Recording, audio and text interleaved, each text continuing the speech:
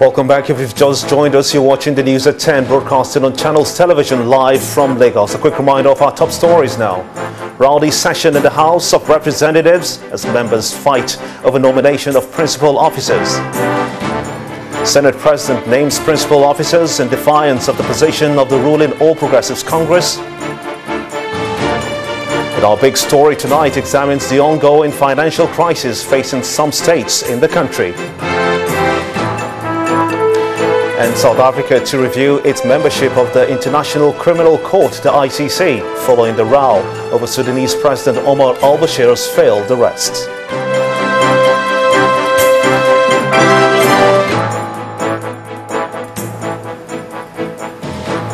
Do remember that all our top stories can be found on our website. It's channelstv.com and in youtube.com/channelsweb. Visit m.channelstv.com to view us live on your mobile device. You can also download the Channels TV app for Android, iOS and Windows phones from their respective stores. When you're done downloading, we do urge you to please interact with the Channels Eyewitness feature on our Android, iOS and Windows platforms. If you've got pictures or videos to share with us, simply tap on the Channels TV app on your device, swipe to reveal the Eyewitness menu and follow the instructions. Well, here are some pictures that you sent to our Eyewitness portal, as we begin with this one from Festac Town, Amorodofin in Lagos State, showing a man hanging on a moving truck. This is a dangerous act and should be discouraged. And from Ewu Road in Esan Junction in Edo State, this image of a gully, which our witness reports says that has been like this for more than 4 years now. He therefore appeals to the authorities to fix it before it gets worse. And this next picture, there it is, of a gridlock is from Jedo Road in Warri, Delta State. Our Eyewitness reporter did not give details of the cause, but appeals to the authorities to address it because of the implication on motorists. And finally, also on a lighter note, from Kontagora in Niger State, in the spirit of the Ramadan season comes this image of a Muslim brother breaking his fast with a really big basin full of rice and cartons of bottled drinks.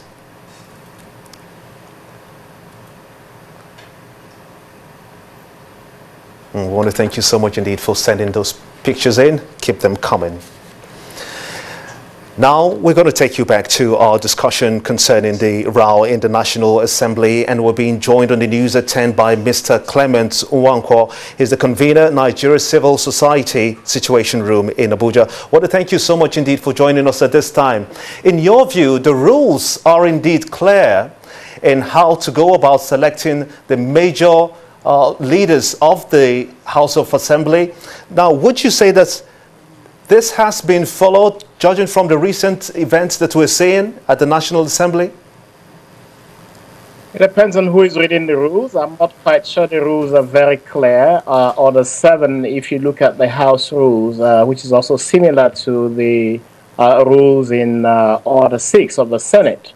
But Order 7 of the House rules is quite clear, especially with respect to the principal officers listed. It says that the leader of the House, and that's for that particular position, shall be a member nominated from among members of the majority party in the House. Certainly there's no question or no doubt which party produces the majority leader.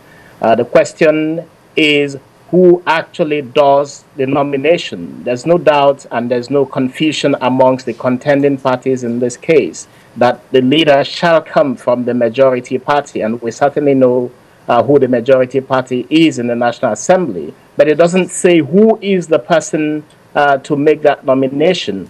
The party has interpreted this, it seems to me, to be that it is responsible as the majority party to be the one to make that decision. Members of the majority party in the National Assembly seem to be saying something different, which is that the leader of the party, or indeed the principal officers, will be nominated by themselves within the National Assembly. I think the rules are a bit ambiguous, and that's why you have this confusion with several sides making claim as to their power or the origin of their powers to make suggestions as to who should be the leader or indeed any of the principal offices. But it does appear to me, though, that this internal bickering that we're seeing at the National Assembly is not anywhere coming to a close.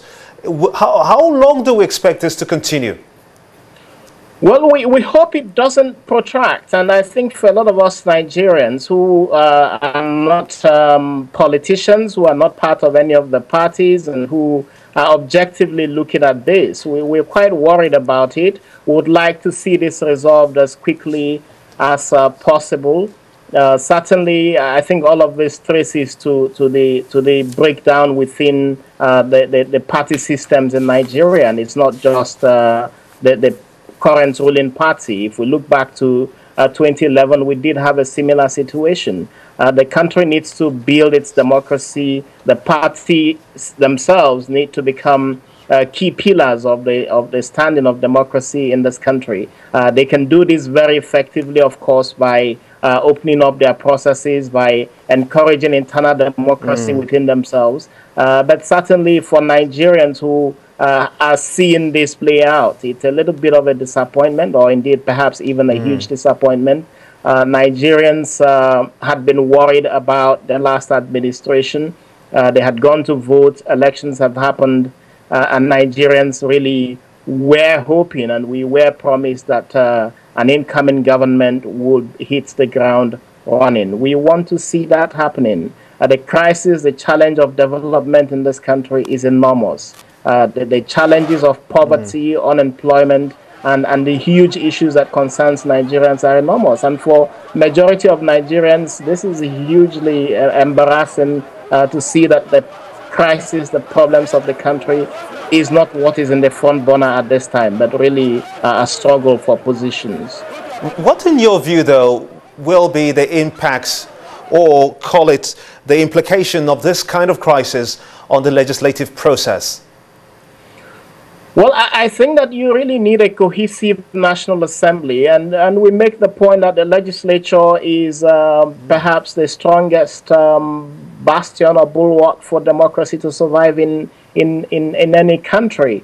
If we do have a cohesive legislature carrying out its full functions of lawmaking, oversight, and indeed legislative functions in its entirety, the hope is that the country would move forward. We would see the legislature working in synergy with the executive, but also keeping the executive in check and delivering on the expectations of Nigerians. And I must say that Nigerians were full, and I still say very full of expectations of this democracy, of this new government, the 8th Assembly, but also the executive. And I think that the longer it takes for things to begin to happen, the longer it takes for Nigerians to see elected officials get down to business, the more disappointing it is. And for us as civil society, for us as citizens of this country, we are urging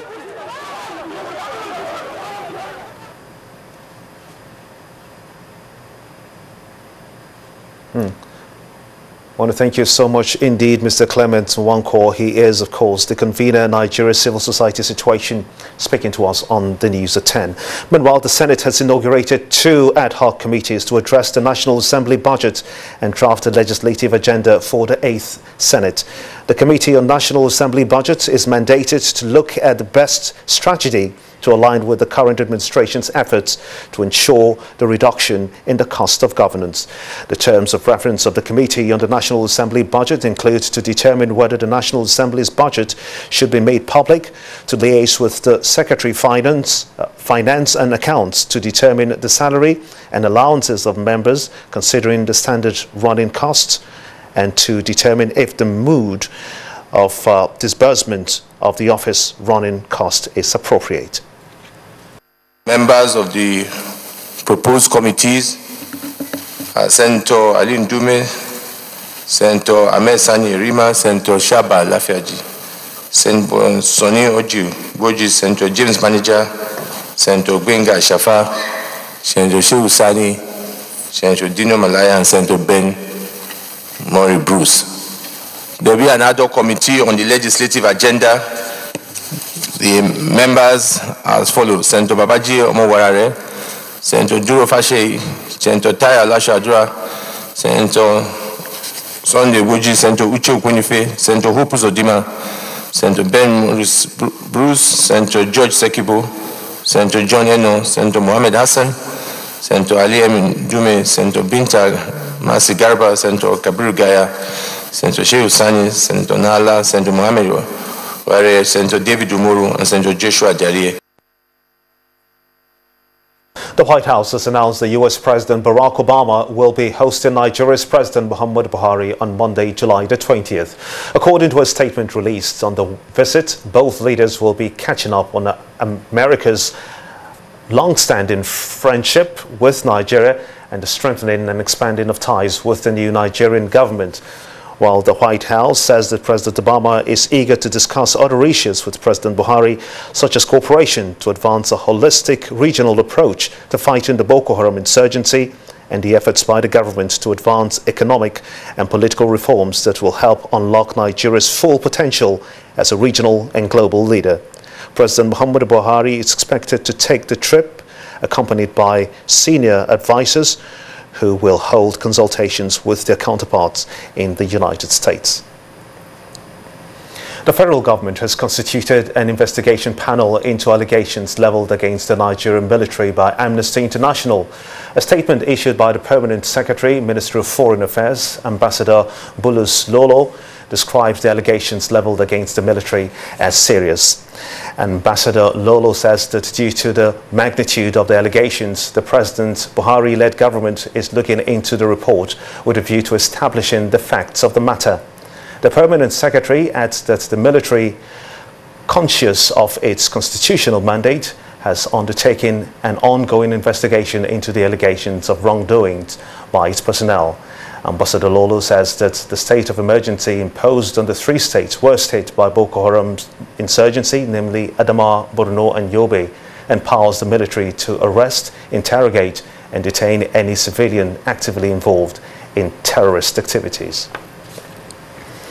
And the security forces deepen efforts towards curbing criminal acts. The Yobe State Police has received patrol vehicles from the force headquarters to assist the state command in fighting crime. The state governor, Mr. Ibrahim Gaidam, says that the equipment given to the state police will assist them to reduce insecurity menace in the state.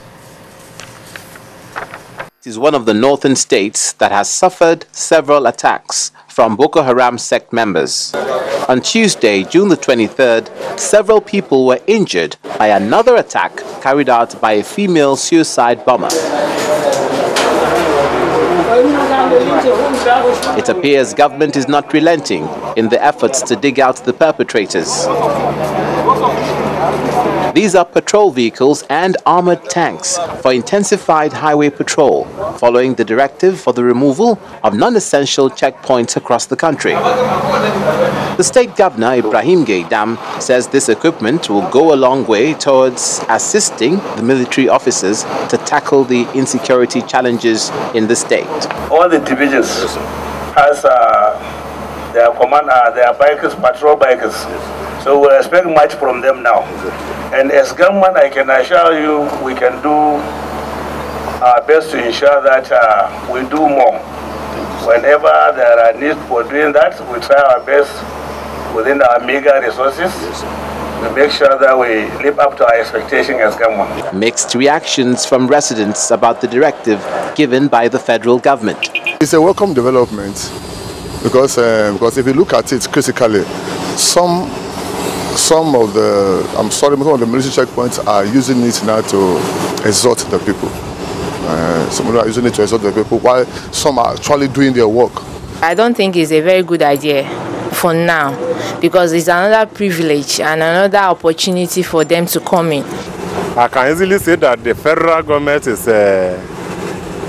right. I can easily say that they are not right. Because the number one reason is that the embarrassment of a police checkpoint on the way is totally too much for them. the work that they give to them, they are not doing it. The streets of Yobe are calm. Everyone is going about his or her business, but will be looking forward to an end of the incessant attacks.